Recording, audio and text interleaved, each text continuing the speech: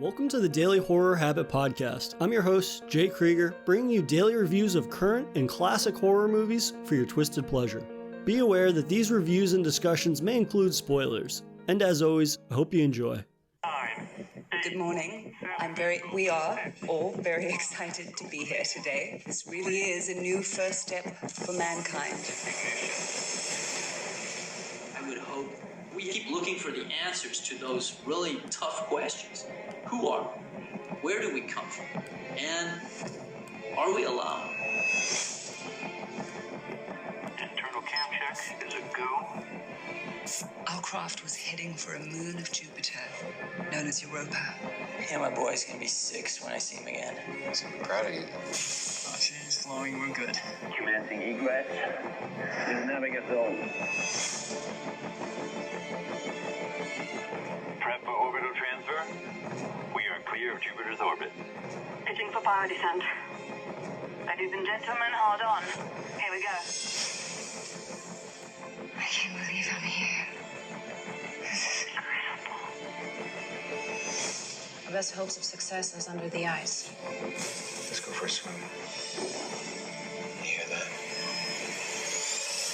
Are you guys seeing this? It's beautiful. Come back to the ship now. I want to see if it's reacting to my lights. I'm going to turn them off.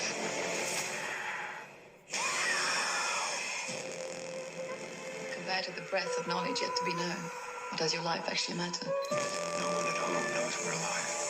Find a way. We have to. We got a problem. It's everywhere. Close the lock! I thought I was trying to do something great for mankind. I always said it was worth the risk. I'll get you out of this. Talk to me! Forgive me.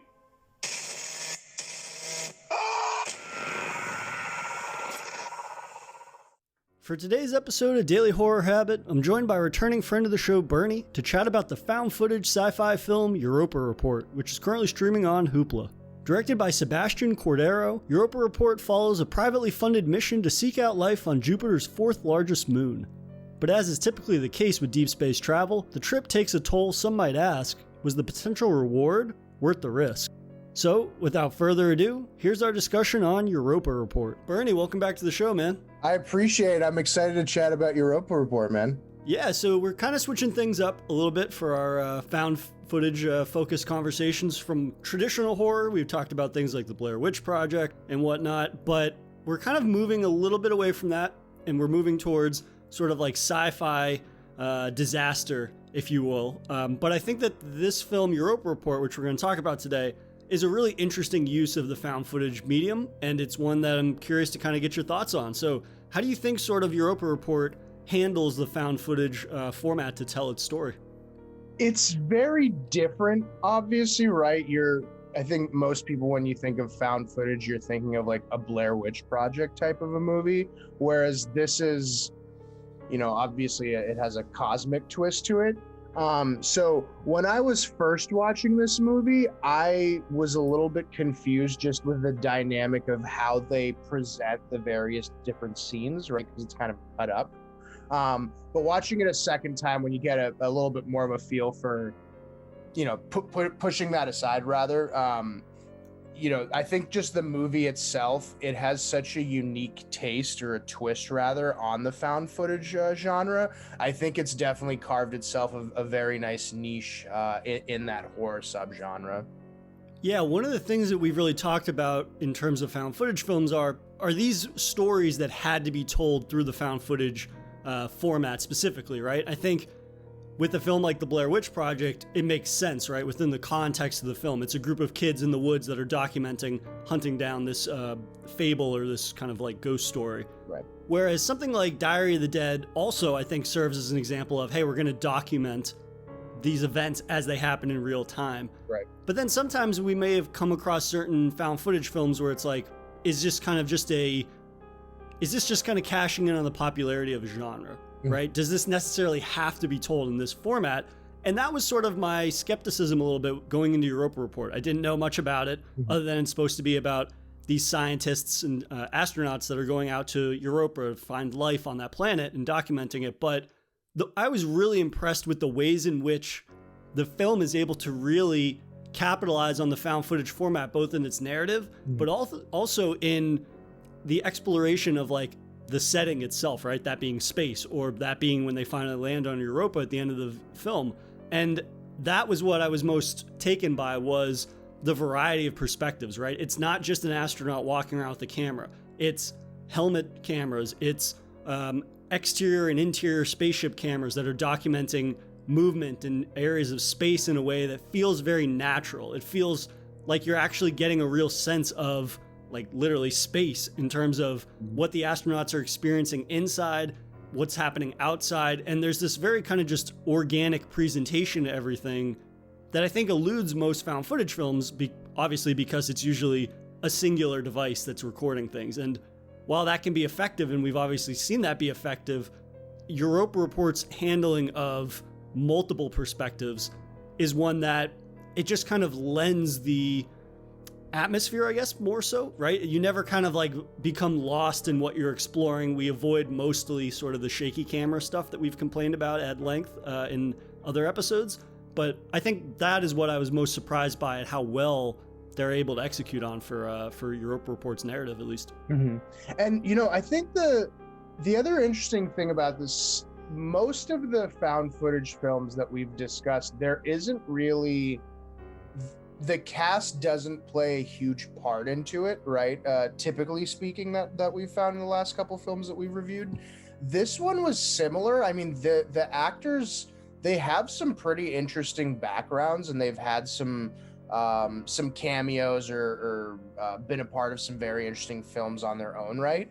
But I think the way that this film was cast too, nobody like stood out in a sense, but nobody dragged it down either. I think it was just a mosh posh of, you know, just a good amount of actors that you know, just help push it along. Is that kind of a similar thing that you found?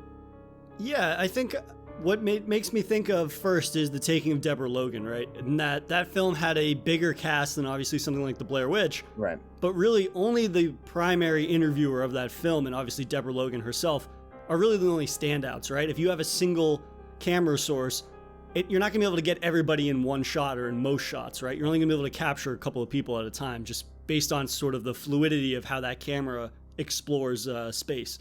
And so while Europa Report has a bigger cast, it doesn't matter because there's more camera perspectives and you're getting different characters' literal perspectives from their headsets and whatnot. So while it's a bigger cast and maybe they're not necessarily fleshed out to the degree maybe we would like, I feel like they are more vital to the narrative in this, just because they help tell the story in terms of giving their perspective, but also just the ways in which the film is able to capture everyone. So nobody feels like they're being left out, because early on in sort of their voyage, before the Europa gets hit by that solar blast or solar flare that knocks out their communications with Earth, which I think happens 6 months into their 20-month journey or something like that type of timeline. But it's one of those things where we get so much footage from like the interior, sort of just capturing them going about their day-to-day, the realities of what deep space travel is like.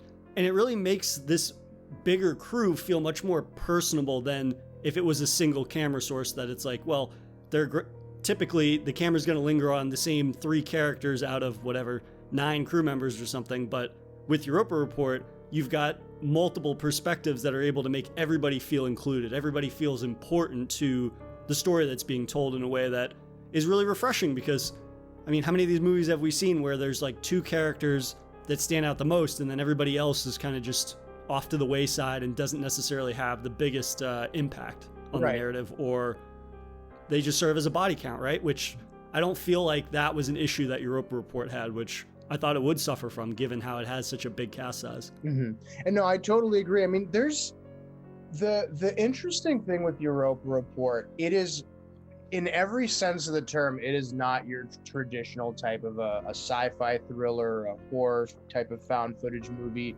There aren't too many scares in this movie, right? But it doesn't ever feel bland. It always feels like the story is moving along at the right pace.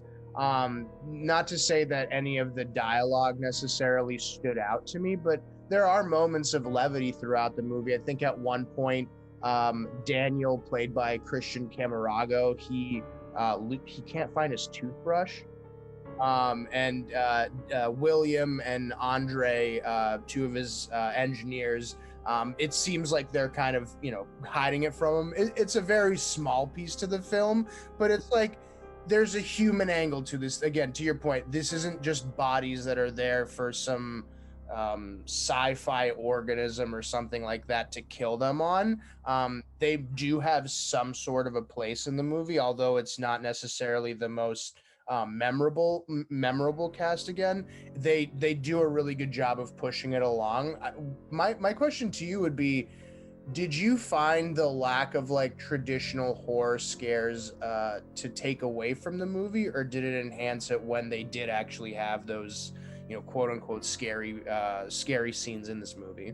Yeah, so I was afraid that this movie was going to kind of go down the rabbit hole of trying to replicate, or I don't even know if it came out before it or after it, but there's another found footage horror film in space called Apollo 18, I believe, that was all about that, where they go to the moon, I think, and they find this Russian pod, and there's a creature inside of it, of course, and it's sort of the shaky cam route that we are more than familiar with, and I hadn't heard positive things about that. So when I found that Europa Report didn't introduce that element until the very end of the film, I was, because I had read something online, I was like, well, is this going to just be kind of like boring until we get to that part, or what? Is it going to kind of hinder our experience with it or our engagement with the film? And again, I was pleasantly surprised to find that Europa Report, again, the presentation, also sort of like fleshing out the characters a little bit more than I was expecting, and there is some actual like added emotional weight to these characters, and that is in the film before they introduce the organism at the end of the film. It really taps into like a psychological horror aspect, this idea that we start to see the ramifications of deep space travel, which I really like because that is very grounded, right? That's one of the elements that astronauts have to train for, because you can't have some guy cracking up 6 months into your tour into deep space. And so I think that that's an interesting element that the film tackles. I don't know that it necessarily goes as far as I would have liked. I mean, there's that moment where they lose communication and somebody says, like, do we go on? And then they start to question, like, are we doing the right thing? They start to have doubts about pushing forwards. And then there's this really great line that one of the characters says, which says, compared to the breadth of knowledge yet to be known, what does your life actually matter? And I think that it's a really great line, but at the same time, I don't know that they necessarily go far enough with this idea that even if they don't discover anything, that's a discovery in and of itself. And I sort of would have liked to see a little more pushback between the different characters and have a little conflict there. This idea that, do we go on, and is the discovery, or even if the discovery is nothing, is that worth risking lives for? And that's something that gets mentioned, but it never really materializes in anything with a lot of substance. It kind of is just like, well, we should go do this thing. But there isn't like a real sort of like philosophical argument to be had between the characters, which I think would have given it sort of a added depth to their characters, right? It's characters are either for it or against it, but they never really sort of break down why certain people feel that way or not. But so I will say this, I will give you a little bit of pushback on that in that realm of if the characters did this as well. I think once you're in a position where you're on that spaceship, you've basically consciously or subconsciously given your life to humanity's efforts of research. And so I think you see a moment very similar to what you're talking about when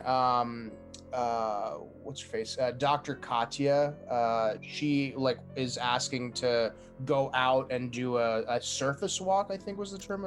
Once they land on Europa. And there is a level of pushback from some of the crew because like, we don't want her to die, right? If something happens, anything kind of blows up in that sense, literally or not, then there's going to be a problem. I think that if there would have been, and again, this obviously preference wise, I think if there would have been pushback on that, I would have lost interest in that specific character. that was doing the pushback, just on the basis that you're not fully in on the mission. Then once that happened, once they all agreed, like there's a moment where they're asking, is it worth it? It seems like they all agree relatively. So I think you're more invested in them because you as a person, obviously, are like, they're doing this for us in some kind of a way, versus I think that this would have become more of a confrontational film if there would have been people that said no. But to your point, then you could have gone more into the aspect of, people losing their mind and their sense of being on this kind of a long trip. So I definitely understand your aspect of it as well. Yeah, I was just thinking more in terms of James Corrigan's character, is played by Sharto Copley, who starts to display signs that, like, when they have that solar flare, even before that, actually, he begins to, like, miss his family. Yeah. And that's a reality, is that you have to make that sacrifice, like, hey, I'm going to be gone from my family and loved ones for the duration of our trek into deep space. But at the same time, even though he accepts that, we see that he hasn't really, and we start to see that have ramifications for his sort of like mental state. He's a little more detached, he's a little more depressed, and all these things. And you even see that with Andre Block, the who's played by Michael Nyquist, who begins to be like very separated, and they're like, hey, maybe we shouldn't leave him alone after these different events that happen. And of course, that is a direct result of what happens to Sharto Copley's character, which we'll get into in a minute. But I think I would have just have liked to see these sort of instances that pop up just amount to a little bit more in terms of, I don't necessarily need the crew to like have a life and death fight about whether or not they should be continuing or not. I think I would have just liked a few more scenes of dialogue with them having a debate about it, because I think that would have given the film a little more sophistication in terms of the dialogue. Again, the characters I think that we get, it's a bigger cast, the ways that it's presented and captured is great. There's not a ton there with the characters in terms of them actually sort of going about having these sort of discussions, which I think would arise when you have this sort of unexpected scenario pop up. I think it just would have given the movie a little bit more narrative substance. But again, by no means is it an indication of a film that kind of, you just don't care what's happening. Right. That's the thing. I always kind of cared what was happening in the film. I mean, to its credit, it's a very indie, in terms of like a sci-fi film that handles deep space. Like, this has a very indie feel to it. It doesn't have the best budget or the highest budget.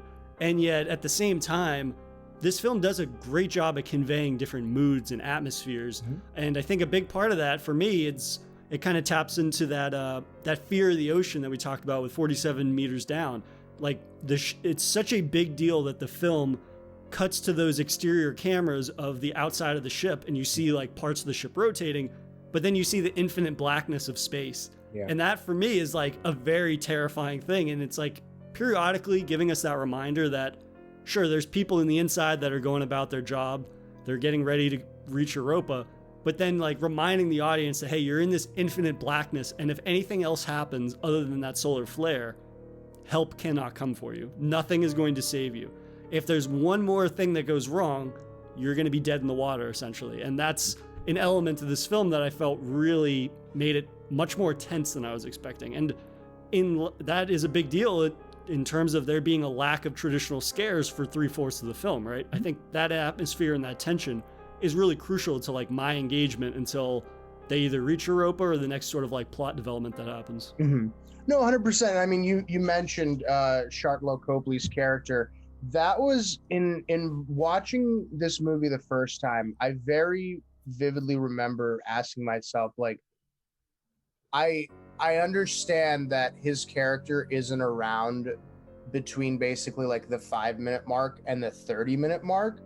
So you get the impression that something has happened, right? Because Michael Nyquist's character, Andre, he seems a little bit kind of out there to himself a little bit. We're not seeing him, and again, to your Shartlo Copley's character, and again, to your point, maybe he's just in a portion of the spaceship that we're not necessarily getting insight on, or maybe he's injured and he's recovering in some way. But that kind of missing piece for the first 25, 30 minutes, essentially, that started in my head building kind of anxiousness, because you understand you're gonna see what exactly happened to him or getting clarity on that, but they do it in such a way where you're getting like different pieces of what happened in the film in those first 30 minutes, and then it helps paint the entire picture. How did you like that kind of, you know, the way that they went about explaining that? Did you like the fact that you got like little puzzle pieces thrown to you through the first 40 minutes, and then you kind of started to see the picture come together? Or would you have rather it been presented a little differently?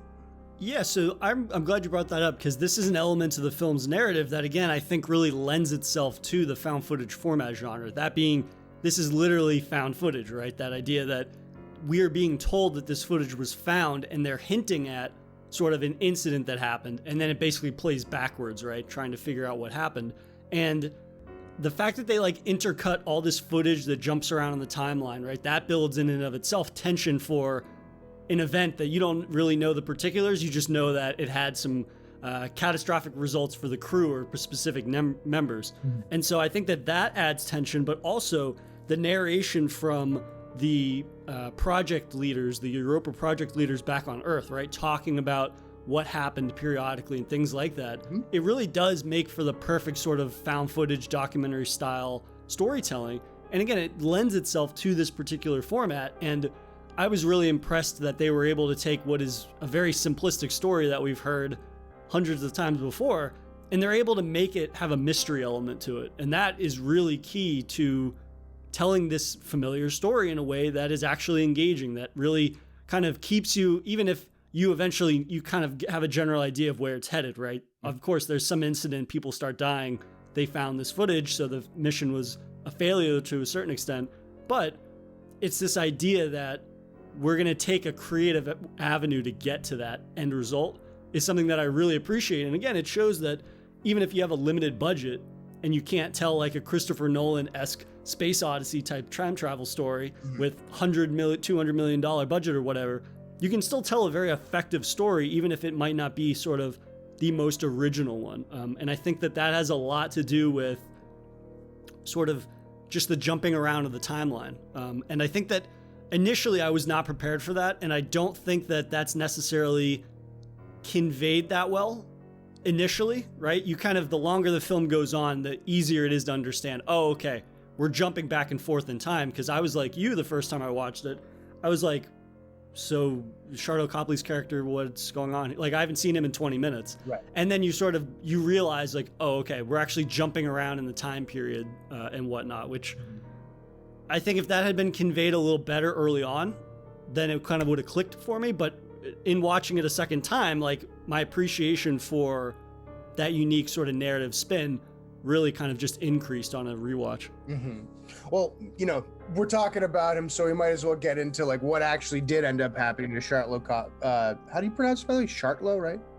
Yeah, I believe so. Shardo Copley. Shardo Copley, there we go. Not to butcher his name, but so, you know, we about, I'd say halfway through the movie, a little bit less than that, we get to a scene where that solar flare had hit them.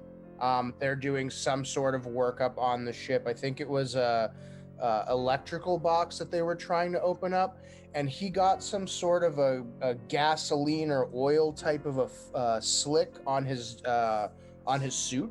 And so that was happening while also Michael Nyquist's character, he had a puncture, I believe it was, in his glove, and so he was losing air. And again, you get to see this dynamic of, these are all characters that, I mean, at this point, it's not necessarily that we're indifferent to them, but I don't think you're attached to anybody that heavily. But seeing how the decisions that they have to make, and to your point, the horror of the realization that once Shardo Copley's character closes that the door, so to speak, right? He's not tethered to the spaceship any longer. Right. And seeing that dynamic of Michael Nyquist's character waking up Shardo Copley is basically floating away. And I think at one point they mentioned like while they're fixing the ship up that it's moving at 125,000 miles per second or something crazy like that, or 125,000 miles per hour. You get the impression that, okay, and again, on his screen as well, or through his point of view, he is floating, and within about a minute, he is nowhere, like he's literally miles away from the ship. And so that horror of what you were talking about, of like you being in nothing and it's an endless amount of nothing, you know, again, you see his character for maybe 12-15 minutes of the total movie. But I personally, probably of all the characters, felt the most for him, because again, you get that insight of he has kids, he has a wife, he's starting to feel a little bit distraught that he's put them into this position. And then his last, you know, dying breaths essentially are saying, I'm sorry, can you please let them know that I'm sorry? So I don't know, for me, I thought that was kind of one of the more impactful moments of the movie. Would you agree? Yeah, absolutely. I mean, he is the character that I think stands out the most, which is why I was sort of bummed that he's the first to get killed off. Because, right, he's the one that we kind of know the most about, right? He's the family man. He's also like a shit talker, and he's like busting people's balls. He's talking to NASA in the video, and he's like, oh, they're just pissed because you only gave them 4 outfits and 2 pairs of shoes or something like that. Like, it's such a little moment, but I mean, he's phenomenal, and I mean, I love him in all of the Neil Blomkamp movies, like District 9 and Elysium and Chappie and all that. I mean, he's fantastic. And so to not capitalize on the talent that he is in the film is disappointing, but at the same time, he gives us the death that has the most emotional weight in it, I think. Again, like you said, sacrificing himself to save his coworker, and then realizing like, oh, he potentially has the most to lose because we know he has a family. We don't know that everybody else has a family and children. They probably do, but we don't know that, and we're not told that. So that death has more impact, but also to go off of what you're saying about just like the terror of deep space, his only line, I think, after he says, tell my kids and wife I love them, is when he's sailing backwards, and there's like no audio in that moment almost, other than him talking, right? The kind of like deathly calm of space. He just goes like, I'm gone. And then he just keeps drifting and drifting and drifting and drifting. And that's so much more effective than them trying to do some like dramatic death where his helmet cracks and he freezes to death, or his suit explodes or whatever, something like that. I just think that it's so simple, and it's such a simple line of dialogue, but like that's very chilling. And again, it's their ability to convey the sense of space in that being deep space, and it not being these sort of very traditional, wide, all-encompassing shots that show you that infinite nothingness. It's kind of like that is the instance that has a lot of the helmet camera footage, right? When they're out there on the panel, and then it's him floating backwards, and they don't have an over-reliance on any one perspective that they're capturing of this, which I think is really important, because up until that point, we haven't had first-person perspective.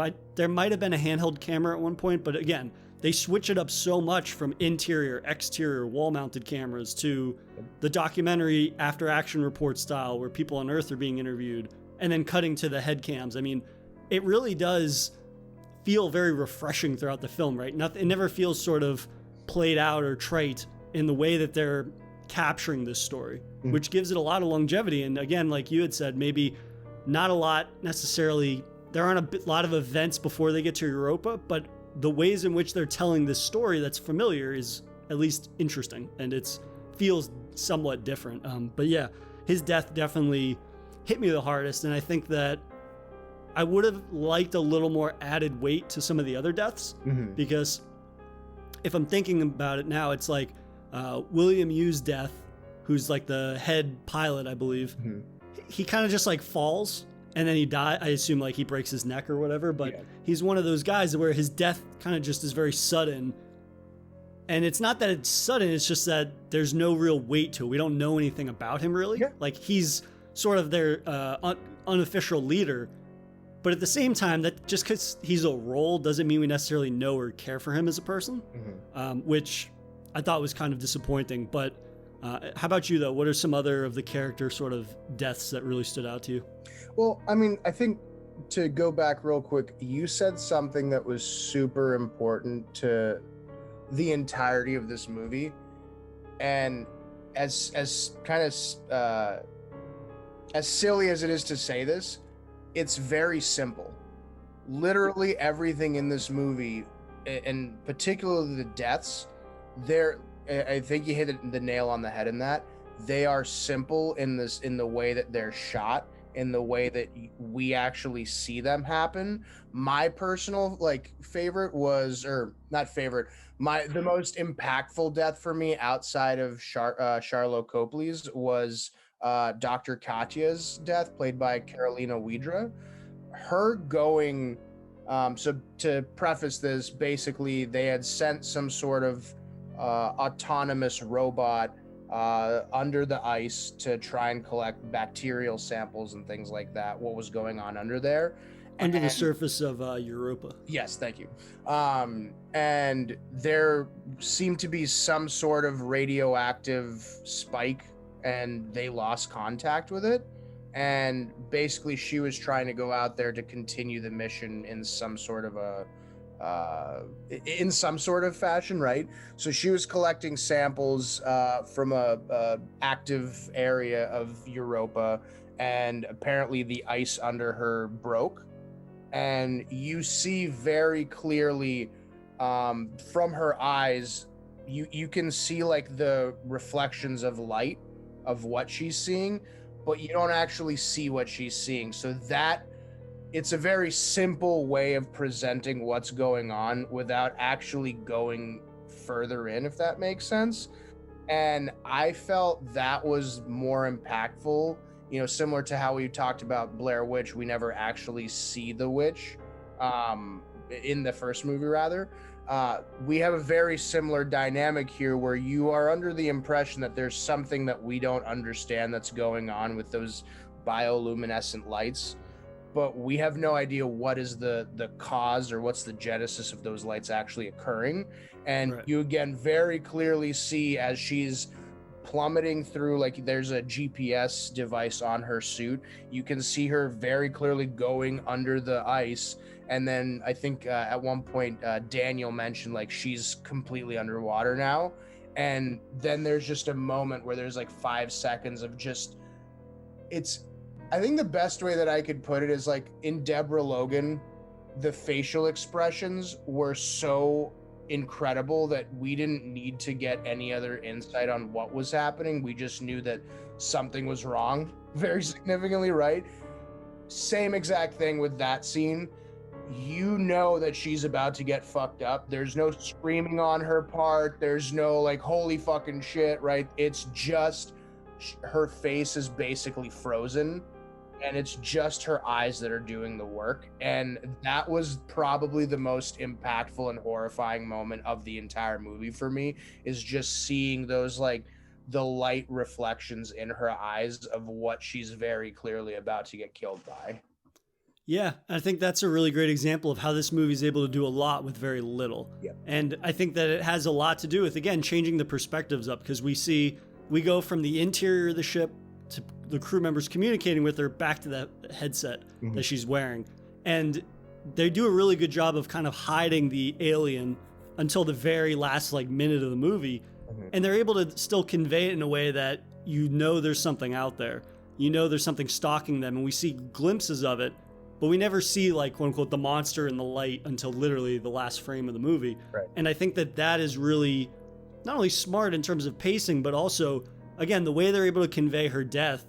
That's probably the second most memorable sort of like chilling moment in the film for me, is that when it cuts to the GPS screen and it shows her location, and she was standing on the surface of the ice, and then you just see her GPS icon just drifting underneath the surface. And we don't have to get cutting back to her perspective underwater. Obviously, it's just going to be darkness. There's not going to be anything there. So instead of going that route, which you would assume they would go, because they kind of like capitalizing on that shaky cam, which so many films seem to be plagued by, we get this very simple, this is a GPS screen, but there's added weight to what the GPS obviously represents. So to see her sinking like hundreds, if not thousands of feet underneath the surface into the water, and there's no saving her, like that's a very chilling moment because the camera lingers there for a couple of seconds. You have to watch that for like 10 seconds of her just drifting, and then eventually her GPS signal just goes dead. Mm-hmm. And I guess that's just a really, really impactful death that is very simplistic. Like that death could have been in a $2 million movie instead of whatever this was. I think this was under 10 of some amount, but it really is an instance of doing a lot with very little. And I wish that they had been able to do that with more of the deaths. Cause again, I think, like Michael Nyquist's death is probably the least or second least memorable just cause it's so shaky cam focused. Again, like we hear him screaming over the speakers or the radio about how something's grabbing him or something's getting him. The bioluminescent lights are closer and closer, but then it's kind of just like shaky cam and we hear him scream and that's the end of it. Right. And I think that I wish that there had been more moments like the previous two deaths that we talked about. But again, since the film is not littered with these deaths and there's so much time spent highlighting the different psychological deep space aspects, there's also sort of just the unique way in which they tell this narrative. You almost don't need more deaths in the film. Well, obviously you don't, but it's just this idea that the film, your enjoyment of it is not based on these sort of like super memorable kills. It's more that they happen at the right moment, I feel like, at least, if that makes sense. No, 100%. I mean, again, to your point, right? The deaths of Daniel, William, and I mean, Andres, I guess, was in there, but more so Daniel and William. I mean, Daniel, I think you don't even hear anything from him when he dies. You just hear Andre going, he's gone. He just fell under the ice. And William, again, whether it's heroic or rather setting aside the heroicism of him, like unbuckling himself. And I think he, was it the water tanks that he had basically let go of some sort of tanks that prevented them from like going through the ice when they fell back on impact. And then obviously he got his neck completely crushed in. But those two deaths, I don't know if it would have been more impactful if we saw like to your point, if there was like a bunch of blood everywhere or if there was more screaming or anything like that. I think the way their deaths went were similar to their characters, where they are there, and not to say that it's a body count thing, but I don't think the movie would have necessarily improved that much in my eyes if they had more, quote unquote, memorable deaths. I think the most underrated death is one that we actually don't even see, which is Rosa. Because essentially what she does at the end is she opens up the air hatch, so whatever is down there can come into the spaceship. And again, to your point, the last thing that we really see is a glimpse of what seems to be like an octopus, some type of alien organism that was living beneath the surface of Europa. Right. And Rose's death in retrospect, that's probably going to be the worst one in my eyes, just because at least what's her face? At least Dr. Katya, yeah, it's bad that she fell through the ice. I'm imagining her death was relatively quickly. You're going into freezing ice cold water, you're sinking, and you're about to get eaten. And you don't have any kind of covering or suit or anything like that. So yeah, she probably got the worst of the brunt of that. But you don't even see it. You don't actually see her die. You don't even see her like technically go into the water. You just see the cutscene of that, the alien, I'm gonna refer to as an alien octopus. But that's it. And I think, again, to come back to your point of, it's simple. You don't have to have this monster moment where it rips Rose's character apart and there's blood everywhere, and then it goes back to the scene of one of the doctors that are in NASA back on Earth going, I can't believe I saw that, right? Like, there's no need for it. It obviously could be interesting for a horror movie to get the blood and gore and all that stuff, but it wasn't necessary. And again, it hits back on the point, not to beat this to death, but the simplicity of this movie and how it was carried out, whether it's from the shots and whether it's from the deaths, I think it enhanced the movie rather than taking away from it. So I definitely enjoyed it.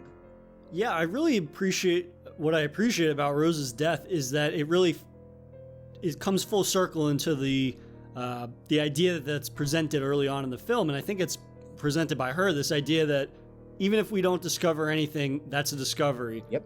At the same time, the opposite side of that is like our sacrifice allows people back home to know what we discovered, whether that be something or nothing. And to really sacrifice yourself to give the people back at home an indication that there is life on this planet, it is hostile, like that sacrifice then actually has more meaning to it rather than just like she gets eaten at the end, right? Because if it could have very much been that it ends and it's not her choice to make that sacrifice, but it really empowers her character to make that choice, to decide that she's going to sacrifice herself to benefit the people back home so they're made aware. And the one thing I didn't understand was how there's any communication, how that image gets out back to Earth, because their communications were knocked out. Did I miss part of that? Yeah, so the very end when Michael Nyquist's character, they basically are stuck in the ice, and when Daniel's character falls in, apparently there was no way at that point then for them to actually be able to lift off the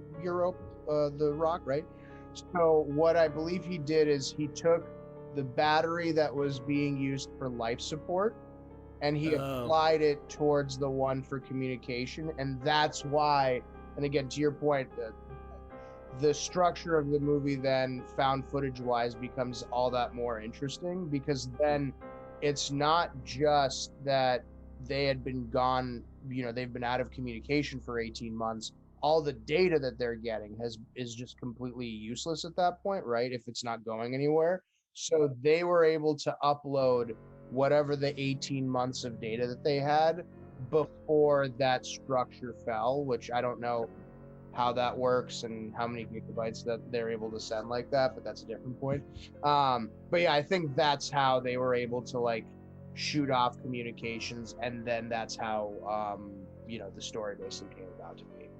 Gotcha. Yeah, that was the little detail that I missed, but I did like this idea that like it actually makes the ending even more terrifying that we know there's a delay in Earth receiving that data, because they have to sit through all 18 hours of that footage. And actually one thing that I thought was kind of funny was periodically the footage fast forwards through like mundane actions of there not being somebody in a specific part of the ship, or just like them eating or cooking or sleeping or whatever.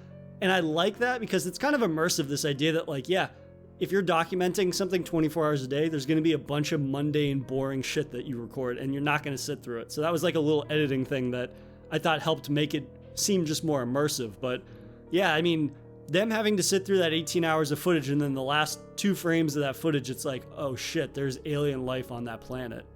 That makes it even more terrifying. And I mean, what did you think about such a lack of the actual like alien? Do you think that it's more effective having it only show up in that last moment? Or do you think maybe they could have given us a few more glimpses of it throughout when they're on the planet? I think the way that there's little like crumbs of evidence that you get throughout the movie, right? There's a moment as soon as they land on Europa where Michael Nyquist's character is, I forget, he was like changing something, or he was making an adjustment to some sort of equipment, and then he says he saw some sort of light moving on the ice. And again, to your point, some of the crew are like, or I think it was Daniel, or rather William, the captain of the crew, who's like, we also need to have a contingent situation, or at least thought of that his mind is playing tricks on him and he might not be fully here with us. And then that kind of goes into the scene of like, them trying to give him a sedative, I think it was, for him to relax, right? I personally really enjoyed the fact that you're in the dark just like they're in the dark, right? Not to use a play on words there, but they're very much, I like the fact that we're both in the same seat of knowledge.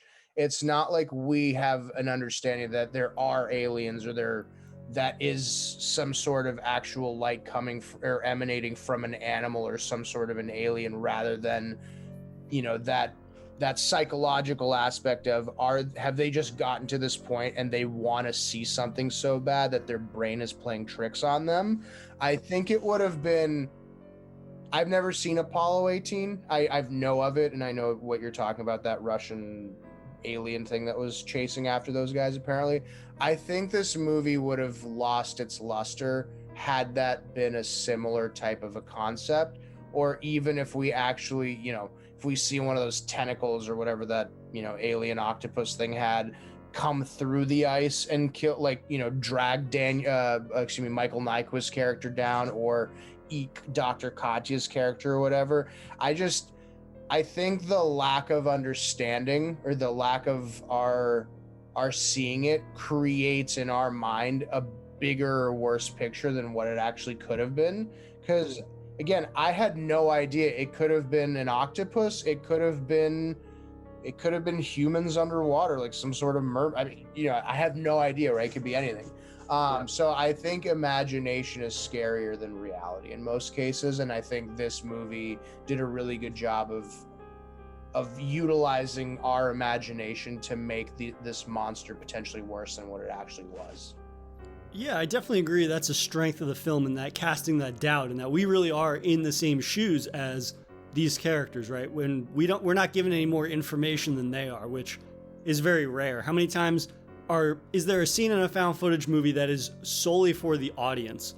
It is clear that we are being shown a monster, or we're being shown something that merely serves to let the audience know, but then the people filming it actually miss it, right? Those characters kind of miss it. So all of a sudden, the audience knows what's going to happen before the characters do. And that always kind of takes me out of it a little bit, because it's this idea that, oh, I'm being reminded that I am watching a horror movie, whereas in this film, there's so much doubt that at a certain point, I didn't know whether there was actually going to be organic life on that planet, or if it was just going to be crew members cracking up from deep space travel, which makes it more, I mean, inevitably you kind of knew that it was going to go the route that it goes, but I think having that doubt in the film is really interesting, because then it's kind of this thing where it's like, well, are these people whose minds and bodies are breaking down and they're sort of like turning themselves against one another, or is there actually something out there in the dark? And that is definitely the most terrifying aspect of the film for me. But I think something that you said also was really important, is that the film just like stays in its lane. Yep. It doesn't try to do too much. We keep saying that it's a simple film, but it's simple by design rather than simple for simplicity's sake. And I think that had they tried to go the route of like having more tentacles come out of the water, breach the ice, and all these things, we're going to start to see some of the limitations of the film's budget and the resources that went into it. And as soon as you start to see those limitations, you're like, well, if you didn't have the resources to do it, why did you do it anyways? Because at the end of the day, it's not going to be more effective than something that's been done by a film and a crew that have the means to actually capitalize on that and do it. Which, I mean, we've seen how many horror films try to do that, right? They're like, oh, I got this cool idea, but not the budget to do it. And it's like, well, maybe you should have written to scale at that point, rather than like, hey, I'm going to shoot for the moon, even if I don't have a budget to like get me out of the atmosphere kind of thing. Yeah. And I mean, again, right, there are those space movies, or quote unquote space movies, like a Pandorum, where we are under the impression that we're dealing with something up until the end, where it's completely different than what we thought the movie preface was, right? Or premise rather. Then you have Event Horizon, and like there's I forget what exactly it was. It was like an orb or something, right? It was like a hell portal. Yeah, basically. Those movies are phenomenal, but they're different. If there was any kind of a sense, like, again, not to mangle this point, but if they had strayed out any other way than what Europa Report did, I think this movie would have been immensely worse than it was. I think the way that they executed on it, I don't know if there's a better way that they could have done it with the budget that they were dealing with, essentially. Yeah, this really was the kind of best case scenario for this film and what it wanted to do and what it set out to do, because I think had they not applied a lot of the sort of, again, unique aspects in tackling its narrative, the movie would have just been boring for a majority of its runtime, I think. I think that if it had just been like one of the crew members has a camera, and I think that this is the case with Apollo 18, which I haven't seen, but I'm pretty sure this is the case. It's all headset cameras, or it is, because I think it takes place back in the day. It takes place in the 60s, I think. So then they have a handheld camera in space, and it very much becomes that thing where it's like, well, you wanted to make Blair Witch in space. Right. And you have some pretty severe limitations, and those limitations result in them doing shaky camera shit constantly to get around those limitations. Whereas Europa Report is not concerned with kind of trying to replicate a traditional found footage film. It's doing its own unique blending and very much a 21st century modernized version of found footage. This idea that there's cameras everywhere now. There's cameras inside, there's cameras outside. And I think never losing track of like the setting of space, because how easy could it have been for them to do a handheld camera that's just inside the space station the entire time? That would have been pretty boring after the first 30 minutes. And I think that using the sort of narrative where we're getting a sense of the inside, the outside, but also footage and interviews of people back on Earth really makes this a smarter way to approach a very basic story. Mm-hmm. And it shows that you can do a lot with very little. You just have to be willing to maybe just find that unique sort of creative route in telling that story. And I think that makes all the difference in the world. So that way, by the end of the film, when you get to that sort of like monster moment, even if it's fleeting, it still has more of an impact because you haven't seen that throughout the entire movie. And it's been building to that. And so that it makes the ending very satisfying, even if it's only 3 or 4 seconds long. Right. I mean, my question, I guess, to you would be, because I know that when I broached this, you were, you had a little bit of a reservation on this movie. In total, are you satisfied with this film? And would you rank it as like a top 5 space horror / space thriller type of movie? I definitely had reservations, and I was glad to see that they were unfounded, right? This idea that I was kind of skeptical of, this idea that, well, for starters, like, how heavy of a sci-fi sort of disaster narrative is it going to have, right? And I appreciate that it doesn't really dabble a lot into the sort of horror until the very end of the movie. I like that because it allows the horror element to really pop at the end. So in terms of that, I definitely enjoyed this a lot more than I thought I would. And frankly, I enjoy the film. It's not just that it exceeded my low expectations. Like, this is a great found footage film. No. They found a way to, and it's not necessarily great because it really captures like the horror, but it's more about just the blueprint, I think, in a lot of ways, for telling a narrative that is completely reliant on that specific found footage format. It doesn't feel like just a sci-fi story they decided to tell through found footage. You could only tell this story through found footage because of the implications of this being recovered footage, and then the different ways in which that they use those perspectives and whatnot to tell the story. Is it a top 5? I'm not necessarily sure. I think it's a great space horror movie. I would say it's probably top 5, actually, now that I'm thinking about how many space horror movies are out there. I mean, you've got the 2 big ones, which are like Pandorum and Event Horizon. This, Apollo 18, which I've heard is not very good, and I probably won't watch that one. But in terms of like the few space horror movies that I've seen, this is definitely up there as one that I think definitely does a lot more than people would expect it to, based on just how sort of generic and borderline it sounds. It actually is incredibly entertaining for the type of movie it is and the type of story it's telling. How about you? It's probably 3 or 4 for me. Just because I was looking at movies that fit this criteria, and it's like Jason in space, I guess you could throw on there. Species, Alien, actually, no, Alien's in there. Yeah, I mean, if we're gonna get into like the nitty gritty of all of these space horror films, yeah, you've got like Alien and the like. But I guess I'm thinking in terms of found footage films. I think this is definitely one of the stronger found footage films. Yeah, because I mean, if we're gonna start talking about Alien and all that, then I mean, this film is just I don't think I can even have this in the same conversation, but it's definitely one of the stronger found footage films out there. And I think that in the context of found footage, it's an easy recommendation. And it's a bonus that it takes place in space, right? This idea that it has space and a horror element to it. I don't know if I would necessarily enter it into the conversation of like the great sci-fi space horror films, but it's one of those in terms of found footage, it definitely succeeds more than it fails for me. So I'm going to ask you something that is incredibly important. I need your honest answer on this. Have you ever seen John Carpenter's Ghosts of Mars? I have not, and that's one of my most egregious John Carpenter oversights. That could, because I don't know if that, it's been a long time since I watched that movie. But shout out some of that cast. It's phenomenal, especially looking back on it 20 years ago. But Jason Statham, Ice Cube, Natasha Henstridge, Clea Duvall. It's not too shabby, but I would be interested in seeing if potentially this could be on the menu for some follow-up movies that we have. Absolutely. I mean, it looks like it's streaming on Pluto TV right now for free. So, well, as of March 28th. So yeah, man, that could be something in the future we could chat about if you're down. Yeah, might be. But either way, I'm happy that we were able to talk about this because it's definitely a little bit more of a niche in the horror subgenres. But I definitely think Europa Report is something that if you haven't listened or if you haven't watched, rather, you should definitely throw it on your list of things to look at.